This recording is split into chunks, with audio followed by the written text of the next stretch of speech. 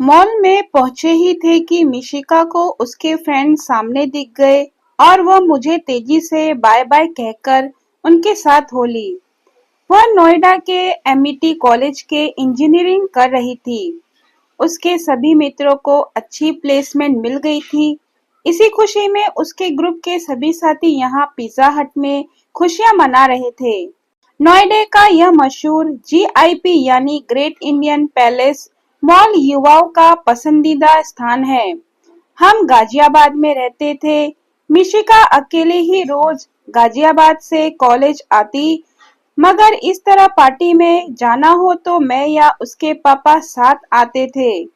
यूं अकेले तैयार होकर बेटी को घूमने फिरने जाने देने की हिम्मत नहीं होती। एक तो उसके पापा का जिला जज होना, पता नहीं कितने दुश्मन कितने दोस्त, दूसरे आए दिन होने वाले हादसे। मैं तो डरी सी ही रहती हूँ, क्या करूँ, आखिर माँ हूं ना। बच्चे अपने माता पिता की भावनाओं को कहाँ समझ पाते हैं। उन्हें तो यही लगता है कि हम उनकी आजादी पर रोक लगा रहे हैं। कई बार मिशिका भी बड़ी हाइपर हुई थी इस बात को लेकर कि मम्मी आपने तो मुझे अभी तक बिल्कुल बच्चा बनाकर रखा है। अब मैं बड़ी हो गई हूँ, अपना ध्यान रख सकती हूँ। अब उस नादान को क्या समझाए कि माता पिता के लिए तो बच्चे हमेशा बच्चे ही रहते हैं, चाहे वे कितने भी बड़े क्यों ना हो जाएं। हाँ, मेरी तरह शायद जज साहब से वह इतना कुछ नहीं कह पाती। उनकी लाडली सिर चढ़ी रहती है, जो बात मनवानी होती है मनवा ही लेती है।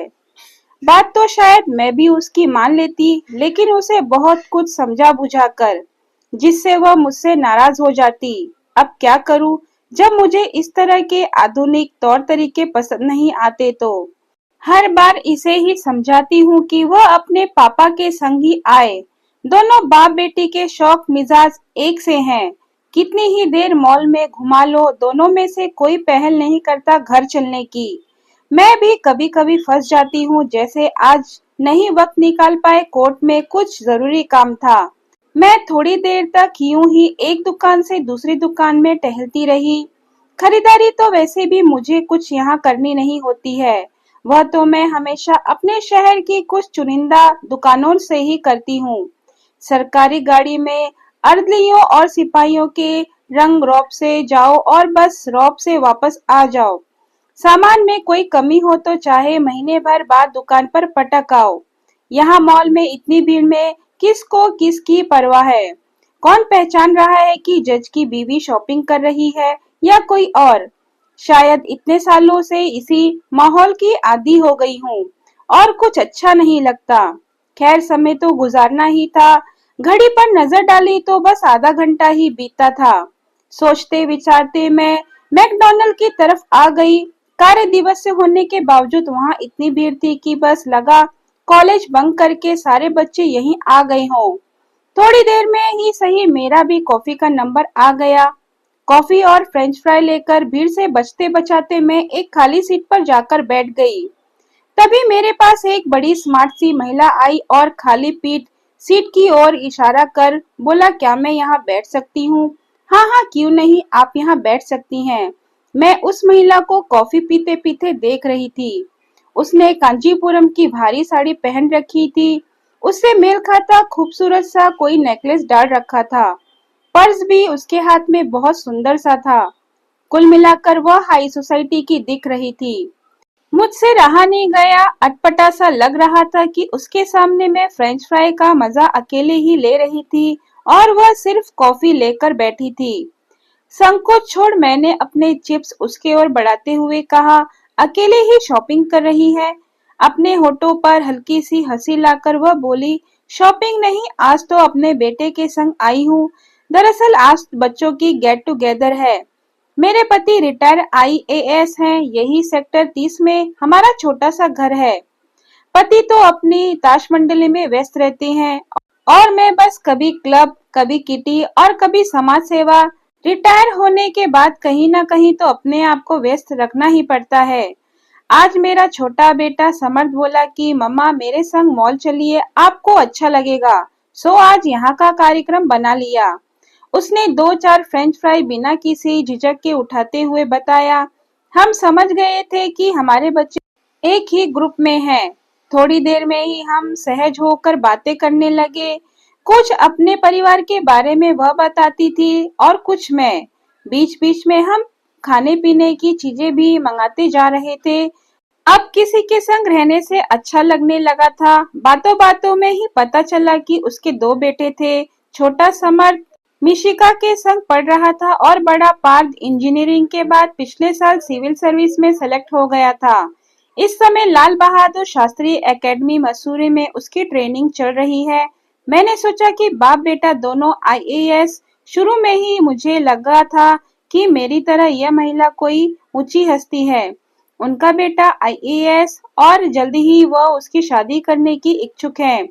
यह जानकर तो मेरी रुचि उनमें और भी ज्यादा बढ़ गई। मैं तो खुद मिशिका के लिए अच्छा वर्ड ढूंढने की कोशिश में थी और एक आईएएस लड़के को अपना दामाद बनाना तो जैसे मेरे ख्वाबों में ही था। पार्थ के बारे में जानकर मुझे सब कुछ अच्छा लगा था, लेकिन एक अड़चन थी कि वे कायस्थ थे। हमारी तरह ब्राह्मण नहीं थे, जो मेरे लिए तो जमीन और आसमान को मिलाने वाली बात थी। अपनी इकलौती बेटी की गैर जाति में शादी करना मेरी सोच में कहीं दूर दूर तक नहीं था। एक तरह से तो मैं इस तरह के विवाह से बिल्कुल खिलाफ थी। मेरा मानना है कि अपनी जाति, अपने धर्म के लोगों के बीच ही शादी ब्याह जैसे रिश्ते करने चाहिए, ताकि दोनों एक दूसरे से रिवाजों से आपसी समझ और तालमेल बैठा सके और सुखी संसार बसा सके। मुझे हमेशा से ही यह अनुभव होता है था कि इसके विपरीत शादियां कभी सुखद और सफल नहीं होती। शुरू-शुरू में तो सब ठीक-ठाक चलता है, पर कुछ समय बाद ही तलाक होता है, तो कहीं जबरदस्ती रिश्तों को ढोया जाता है। ऐसा नहीं है कि जात बिरादरी में शादियां करके किसी तरह की टेंशन नहीं होती या इस तरह की शादियां टूटती नहीं है। फिर भी काफी हद तक इन झमेलों से बचा जा सकता है। और मेरे अनुभवों ने मुझे यही सिखाया है कि जब एक हाथ की पांचों उंगलियां बराबर नहीं होती तो यह तो समाज की सोच है, जो कभी ना एक हुई है और ना कभी होगी। इन सभी बातों में जज साहब और मेरे विचार एक से नहीं है, तो औरों की क्या कहूँ। कई बार उन्होंने अपनी बातों से मुझे भी समझाने की कोशिश की है, लेकिन मैं कभी इतने बड़े दिल की हो नहीं पाई। पिछले साल मैंने अपना यह विरोध अपने भैया पर थोप दिया था, जब उन्होंने बताया कि वह अंतरा यानी मेरी भतीजी की शादी एक ईसाई लड़के से तय कर रहे हैं। दोनों एक दूसरे को बहुत चाहते हैं, वही लड़का और उसका परिवार सब कुछ बहुत बढ़िया है। हम लोगों को बच्चों की खुशी के अलावा और क्या चाहिए। तब भैया की बात सुनकर मैंने बवंडर मचा दिया था। आपने तो भैया हद ही कर दी। बच्चों की जिद क्या यूं ही आंखें मूंद कर पूरी की जाती है। ईसाई लड़के से विवाह करेंगे, अपनी अंतरा का 4 दिन भी नहीं निभा पाएगी वह इस अलग जाति और धर्म के लड़के के संग। और फिर कर लो जो आपकी मर्जी हो। मैं तो इस गलत शादी में आने से रही। मेरी बातों के आक्रोश ने भैया को भयभीत कर दिया और उन्होंने यह कहकर उस रिश्ते को टाल दिया कि इकलौती बहन ही शादी में शरीक नहीं होगी तो दुनिया क्या कहेगी। उस दिन के बाद से अंतरा न अपने पापा से बात करती और न मुझसे। एक दिन गुस्से में आकर वह अपनी भड़ास निकाल गई। बुआ, आपने मेरा प्यार, मेरी जिंदगी मुझसे छीन ली। हम सब ने हमेशा आपको इतना प्यार, सम्मान और स्नेह दिया, उसका यह सिला दिया आपने। कल को आपको अपनी मिशिका ऐसे ही किसी लड़के से शादी करनी पड़ी, तब मैं देखूंगी कि कैसे आप जाति और धर्म का भेदभाव कर उसका दिल तोड़ पाती हैं। उसकी आंखों में भरे हुए आंसू और अपने लिए नफरत आज भी मुझे विचलित कर देती है। मुझे इस बात का एहसास बाद में हुआ कि वह उस लड़के के प्यार में इतनी दीवानी है कि उसके बिना किसी और से शादी नहीं करेगी। कभी-कभी खुद पर भी बहुत गुस्सा आता है कि मैंने इस कदर क्यों अपनी इच्छा, अपने विचार भैया पर थोपे। फिर सोचती हूँ, लगता है कि आखिर मैंने गलत ही क्या किया। वो मेरे अपने थे, अगर अपनों को उनकी गलती का एहसास करा दिया तो क्या गलत किया। अंतरा मेरी कोई दुश्मन थोड़ी थी। खुद भैया को भी पता था कि मैं अंतरा से कितना प्यार करती हूँ, पर मुझे उस समय जो सही लगा मैंने वही किया। अब वही बातें मेरे जहन में आ रही थी। मैकडॉनल्ड की उस मुलाकात ने थोड़े ही समय में दोनों माओं के बीच एक दोस्ती का रिश्ता बना दिया था। अपने अपने मोबाइल नंबर और अते पते देकर हमने विदा ले ली थी। रास्ते भर में मिशिका से अपनी इस नई दोस्त के बारे में बात करती रही और वह भी अपनी तरह तरह की बातें मुझे बताती रही। उसके दोस्त की मम्मी के संग में आज सारे दिन रही और बोर नहीं हुई। इससे मेरी बेटी बहुत संतुष्ट थी। बोली, मम्मा आज आप बोर नहीं हुई, नहीं तो पिछले बार की तरह मुझे सारे रास्ते आपके भाषण सुनने पड़ते। चलो आगे से जब भी ऐसी कोई पार्टी होगी तो मैं आंटी से कह दूंगी कि वह भी आपको कंपनी देने आ जाए। तब तो ठीक रहेगा ना मम्मा? मुझे भी टेंशन नहीं रहेगी कि मम्मा इतनी देर तक क्या करेगी। उसकी बात सुनकर मैं मुस्कुरा पड़ी। घर आने के बाद तरोताजा होकर मैं बैठी ही थी कि मेरा मोबाइल बज उठा। नंबर देखा तो आज की बनी फ्रेंड मिसेस सक्सेना का ही था। तुरंत रिसीव किया। आप घर पहुंच गई क्या? मुझे तो आपकी बड़ी याद आ रही है। सोच रही हूँ कि जल्दी किसी रोज गाजियाबाद आकर आपसे मिलूं। आपसे मिलकर बातें कर के मुझे बहुत अच्छा लगा। हाँ, मैं भी बस आपके बारे में ही सोच रही थी। कभी कभी किसी के अचानक मिलने पर भी ऐसा नहीं लगता कि हम जिंदगी में पहली बार मिले हैं। मैंने भी उनकी बात का जवाब उन्हीं के अंदाज में दे दिया। थोड़ी देर तक इसी तरह इधर उधर की बातें होती रही। फिर पता नहीं मुझे क्या हुआ कि उन्हें अपने घर अगले सप्ताह होने वाले पार्टी के लिए आमंत्रित कर दिया। मॉल में श्रीमती सक्सेना ने इसलिए पार्टी में आने को नहीं कहा था कि जज साहब से पूछ कर कहूंगी। पर अब जब उन्होंने यह बात की मसूरी से इस रविवार 5 दिन के लिए पार्थ आ रहा है तो बस उसे देखने की इच्छा दिल में जग उठी और बोल पड़ी, अरे तो आप सब लोग इस रविवार को हमारे घर आइए ना, एक छोटी सी पार्टी रखी है। जज साहब को अच्छा लगेगा। वह भी तुरंत तैयार हो गए, जैसे आने के लिए बिल्कुल तैयार बैठे हो। शाम को जज साहब कोर्ट से लौटे तो चाय के दौरान मैंने सब कुछ उन्हें बता दिया और अपने दिल की चाहत भी कह बैठी। इतना अच्छा लड़का है, आईएएस है, परिवार भी समझदार और हैसियत वाला है, कायस्थ है। क्या ही अच्छा होता कि हमारी तरह वह भी ब्राह्मण होते तो हाथ जोड़कर उनसे मिशिका के लिए उनका पार्थ मांग लेती। मेरे स्वभाव से परिचित जज साहब ने इस बात को जरा भी तूल नहीं दिया।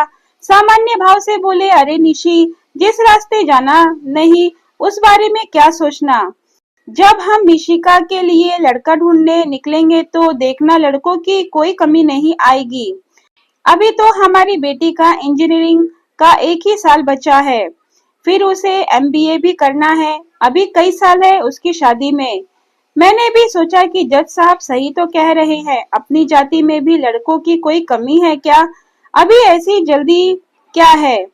अंतरा की तरह मिशिका का किसी गैर जाति में अफेयर थोड़ी है जो मैं इस विषय में सोचूं। देखते ही देखते हफ्ता निकल गया। पार्टी का दिन भी आ गया। लॉन में ही पार्टी का इंतजाम किया गया था। पहली बार मिशिका ने पार्टी का जिम्मा अपने सिर पर लिया था। बोली, मम्मा अभी परीक्षा की कोई टेंशन नहीं है, इस बार मैं देखूंगी सारा इंतजाम। सुनकर पहली बार एहसास हुआ कि बेटी बड़ी हो गई है। पार्थ का ख्याल एक बार फिर दिमाग में आ गया, मगर मेरी मजबूरी थी कि मैं चाहकर भी यह रिश्ता नहीं कर सकती थी। मुझे इस समय अपनी भतीजी के गुस्से में कहे हुए शब्द याद आ रहे थे। घर में मेहमान आने शुरू हो गए थे। मैंने अपनी सोच को किनारे करने की कोशिश की और मेहमानों की आवभगत में लग गई। जज साहब के कुछ करीबी जल्द ही आ गए थे। वह उन्हें पीने व पिलाने में व्यस्त हो गई। मैं और मिशिका मेहमानों के स्वागत में लगे थे। बेटी पर बराबर नजरें जाकर ठहर जाती क्योंकि आज वाकई वह बहुत सुंदर लग रही थी। अचानक दिल में ख्याल आया कि अगर आज की पार्टी में पार्थ उसे देख ले और पसंद कर ले या उसकी मम्मी ही मिशिका को अपने बेटे के लिए मांग ले। अचानक ही वह परिवार आंखों के सामने आ गया। श्रीमती सक्सेना अपने पति व दोनों बेटों के साथ चेहरे पर मुस्कान लिए आती दिखाई दी। समर्थ को तो उस दिन मॉल में ही देख लिया था, पर पार्थ तो उससे भी 4 कदम आगे था। यह लड़का इतना हैंडसम होगा यह तो मैंने सोचा भी नहीं था। उस पर आईएएस भी। मुझे फिर लगा कि मेरी चाहत मेरी सोच पर हावी हो गई है। फिर से मेरी चाहत जोर पकड़ने लगी कि यह लड़का तो बस मेरा दामाद हो जाए। तभी नजदीक आकर दोनों भाइयों ने मेरे और जज साहब के पैर छुए। मन कहीं अंदर तक उन्हें अपना मान गया। सक्सेना दंपति तो हम बड़ों के ग्रुप में शामिल हो गए और दोनों भाई मिशिका के फ्रेंड ग्रुप में। पार्टी खूब मजेदार चली। खाना खाने के बाद सभी लोग एकाएक जाने लगे थे, मगर सक्सेना परिवार अभी भी जमा हुआ था। मुझे भी उनके जाने की कोई कहाँ जल्दी थी। मिशिका पार्थ के संग खड़ी इतनी अच्छी लग रही थी। मन में सचमुच ही बहुत मलाल था कि ये कायस्थ है। अब तक करीब सभी मेहमान जा चुके थे। रात के 11 बज चुके थे। 30 अक्टूबर की रात शरीर में ठंडी ठंडी हवा की सिरन सी हो रही थी कि मिसेस सक्सेना ने एक कप कॉफी हो जाए फिर हम भी चले जाएंगे कहकर अभी थोड़ा और रुकने का संकेत दिया। अरे क्यों नहीं कहते हुए वेटर को 4 कप कॉफी लाने का ऑर्डर दे दिया। मिशिका दोनों भाइयों को अभी अभी अंदर ले गई। शायद अपना शानदार कमरा दिखा रही हो। लड़कियों को अपना कमरा दिखाने का बहुत क्रेज होता है। कॉफी आ गई थी। हम चारों हंसी मजाक के साथ कॉफी का मजा ले रहे थे कि वह हो गया जो मेरी सोच में तो निरंतर चल रहा था, मगर हकीकत में उसका कोई अनुमान नहीं था। सक्सेना साहब ने विनम्रता से अपने दोनों हाथ जोड़ते हुए कहा, अगर आप लोग हमें दे सकते हैं तो अपनी मिशिका को हमारे पार्ट के लिए दे दीजिए। उनके कहने के साथ ही मिसेज सक्सेना ने भी अपने दोनों हाथ जोड़ लिए। मैं तो शब्द भौचक्की सी हो गई। जज साहब ने मेरी तरफ देखा तो 4 पल यूं ही खामोशी में निकल गए। फिर जज साहब ने कहा, हमें यह रिश्ता मंजूर है। पार्थ हमें भी बहुत पसंद आया है और फिर आपसे अच्छा और कौन मिलेगा हमें। जज साहब की हाँ सुनकर मेरी समझ में नहीं आ रहा था कि इस स्थिति में अब मैं क्या करूं। ना हाँ करने की स्थिति में थी और न ही ना करने की। फिर कुछ सोचती सी बोली, अरे मिशिका से भी तो पूछना होगा ना, कि उसकी राय जानना भी जरूरी है। आपको तो पता ही है आजकल के बच्चे। मुझे लगा कि चलो इस बहाने कुछ तो वक्त मिलेगा सोचने का, फिर कुछ सोचकर मना कर देंगे। सही बताओ तो भैया भाभी अंतरा किसी का भी सामना करने की मुझमें हिम्मत नहीं थी। मेरी इस बात को सुनकर मिसेस सक्सेना के साथ जज साहब और सक्सेना साहब दोनों हंस पड़े। इसके पहले कि मैं कुछ और कह पाती, मिसेस सक्सेना अपनी हंसी रोकते हुए बोली, अच्छा पहले यह तो बताइए आप तो राजी है ना? हाँ और क्या, मुझे तो बहुत खुशी होगी आपसे जुड़कर। मैं इसके अलावा और क्या कह सकती थी।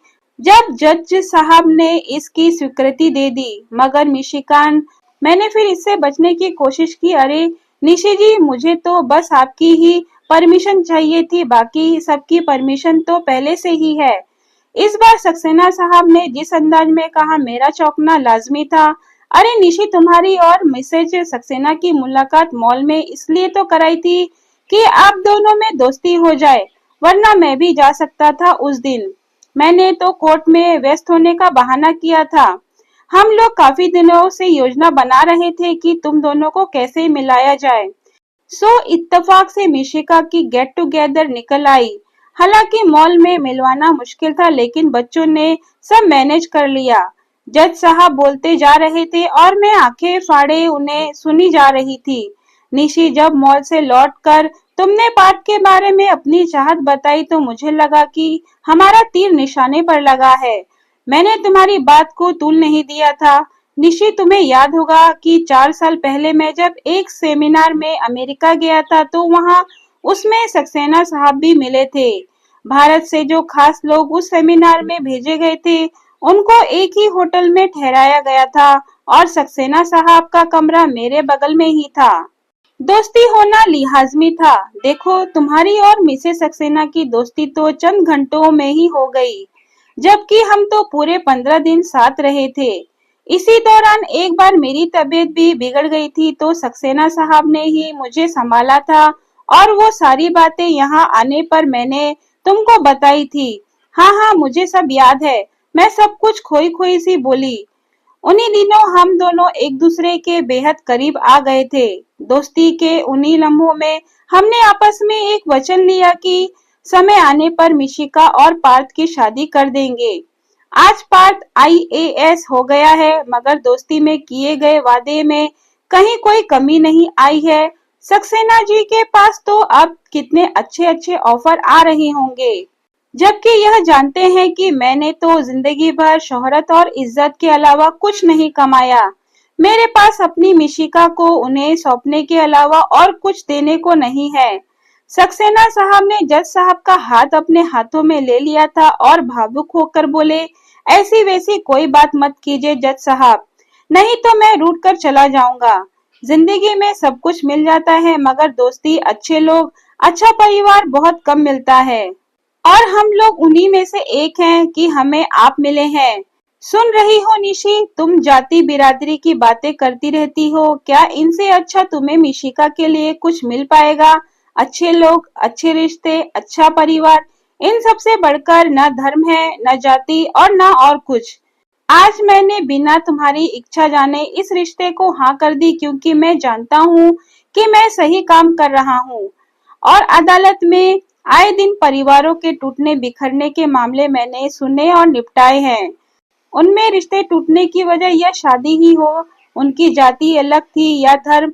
मुझे माफ करना निशी, तुम्हारी बिना सिर पैर की बातों के लिए मैं इतना अच्छा रिश्ता नहीं ठुकरा सका।